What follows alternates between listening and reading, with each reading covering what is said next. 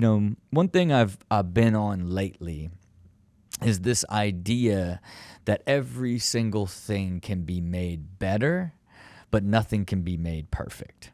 And this goes to life, systems. I mean, anything that you actually do in life can be made better. One of our commandments down here at the machine is better, better, better. You can always make things better. And it starts first. It's so much easier to make something better when you've automated it and it's gotten into a place where it is an existing system. It is some more habit-driven thing that you no longer have to think about, or you're not going through the pain of developing or creating, but now it's in a nice rhythm. Now you can begin to optimize it and make it better. But even at that point, a lot of people think like, oh, I've got it automated. I did it, right? And the truth is, you can take something from automation and it's just the beginning. It's the foundation of what's limitless in its potential of optimization. I just think optimization is literally limitless in most things. Now, there's certain things that are finite. I'm designing a house.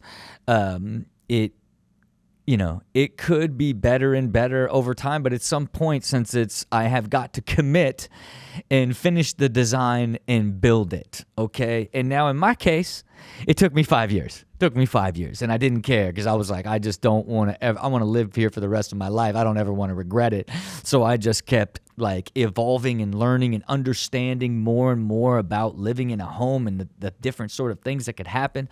Super extended version of the idea of spending a lot of extra time on something that is finite, that once it's done, you can't make it better without it being very difficult. But in life, most things can be made better. Your relationships can be made better. Your way of taking care of yourself can be made better. Your financial system can be made better. Your company can be made better.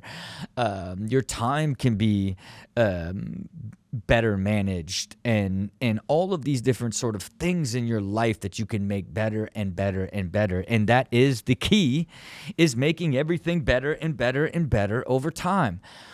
And I'll give a really unique example of like when you could think that you could possibly never make anything better. And I would use like the way I shoot ridiculousness as an example, like where, I used to shoot, a block of like 30 in a month, and I would shoot 1 in the morning and 1 in the afternoon, and I would just be so exhausted, right? Because it'd be a month-long sort of marathon of shooting television, and I would shoot, 4 a week, and then just be so exhausted by the end of the month with all of the work I would have to put into it. I'd have to drive to Glendale and meet with the writing team and go through the videos, and then like I would talk to the guests and go through all of this work and spend countless hours traveling in between my house and Glendale, and then ultimately spending all this time in the room with writers, then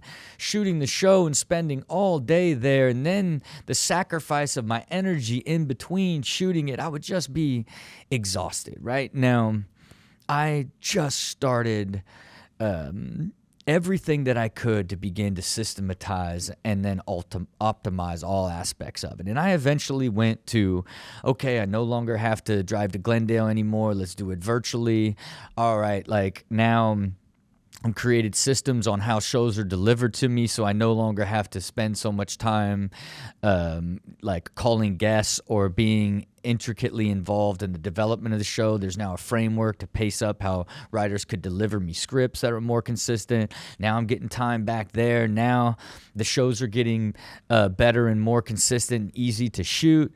Then I go from shooting 1 in the morning and 1 in the afternoon to 2 in the morning, and then hey, this is really getting efficient. I don't want to spend this whole month. Let's break this up into shooting 3 in the morning and spread it out. Like shoot for 2 weeks, take a break for 2 weeks. Like, okay, now I'm not getting worn down by it. Then it's like, okay, how do we get even more efficient here? Let's start shooting 6 a day. Then that literally like eliminates almost, over 40% of the time I'd have to dedicate in a year. Boom, this works, right? So now you've gotten so evolved to a place that you're shooting 6 a day and now the prep time went from driving to Glendale and spending hours with riders to where it takes me 15 minutes per episode to just go through and review the episode and get ready to shoot. And my preparation is 30-minute calls leading up to shoot instead of hours in the car and sitting in an office. Now I've gotten to this like incredibly optimized state, right? And there's no way you could make this better. But what do I start doing? Man, I start timing all the episodes and I'm shooting all these episodes and I'm realizing that they're taking around 42 to 45 minutes per episode. Okay, how can I reduce that? Well, it turns out we're shooting with 6 clips per package, but we're only using 4 or 5 at the most when we edit it.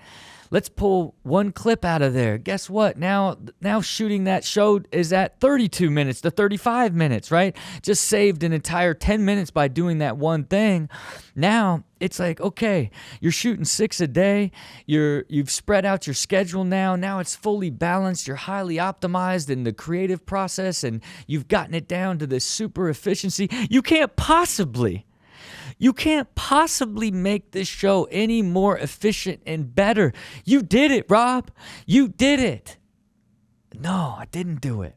I realized that, like, man, some shows it's taking me 10 minutes to get prepped for, and that there are these super easy and fast shows to shoot that I can shoot in about 30 minutes. And then there's some that I'm going through them and they take 20, 25 minutes to prep, and I got to rearrange categories and change titles and replace videos. And then when I shoot those episodes, those are the ones that are taking 35, 38 minutes. And I realized, like, wow, I need to start grading these shows based off of how that they're built so that can give insight to the writers and the producers to know when it's a better show that's been created and which one of the writers created it, so that we could begin to triangulate like how to make the type of shows that are super easy for me to prep for and then are easier for me to shoot, and so it's quicker and takes less energy on the prep side and even the shooting side. And lo and behold, it worked. I went from grading like 3s and 4s and 2s to like every show that I grade now is in the 8s and 9s, because we were able to see and articulate this deeply nuanced way of creating in these scripts and these shows that was the most efficient way for me to get out there and freestyle that thing. So, it's an example of like you can never stop pushing and optimizing to make something better and better and better and better. And you can apply that to every aspect of your life. I do, in all aspects, the continual evolution and optimization of the machine that I am. And I really think if you look at your life and look towards as many things as you can automate and then began to put in systems and reflect and be aware of what you can do to make it better and better, that you will push everything to this much more effortless and higher quality state that will make whatever you do a whole lot easier and a whole lot more enjoyable.